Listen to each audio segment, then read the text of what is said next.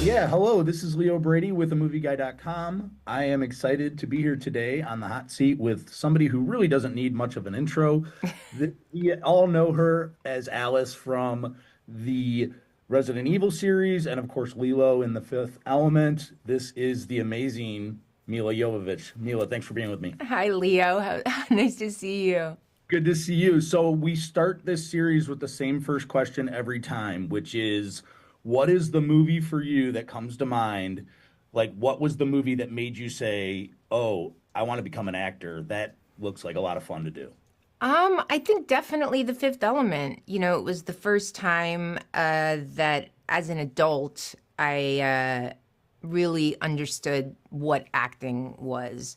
I think up until that point, I was a kid and I was really trying to find where I belonged in the world. And working on The Fifth Element really brought everything together for me as like what it is to be an actor, to be able to play something so different from yourself, to leave yourself at the door completely and leave your ego and not be scared to look like an idiot and actually embrace that part, because it's the mistakes that teach us the most.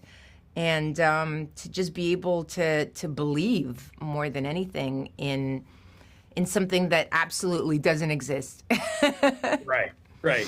Well, and I look at your filmography too. I mean, you've got so many, memorable characters, Alice, Katinka and Zoolander, or of course Lilo. But do you have a specific movie of yours that maybe wasn't as maybe memorable or didn't have the success as your others that you wish had gotten more praise? Oh my gosh, I think I have more movies that no one's ever seen than I can count. One movie I did with Juno Temple comes out, Dirty Girl. Yeah. That was, something that no one saw, but it was Juno's breakout performance, and I play her mom, and it was a fun experience. Especially because I had worked with Juno on that film, and then I told my husband, you really need to come see this girl because she's fabulous. And she plays a really kind of like bad girl, teenager in Dirty Girl. And I said, she's such a powerful actress. I really think for Three Musketeers, she could be our queen in the movie and do something completely different.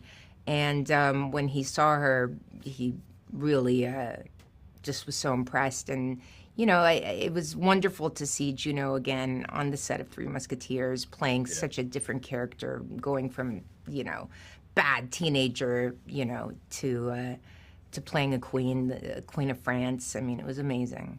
Yeah. Well, let's talk about Protector. I mean, this is a role for you.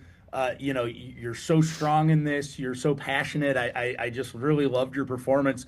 Tell me, like, what it took for you to step into that role. When I read your like biography, it's like your mom kind of was the same way, where she was protecting you, doing everything she could to make sure that she was always by your side. So, what kind of mindset did you put yourself in for this movie?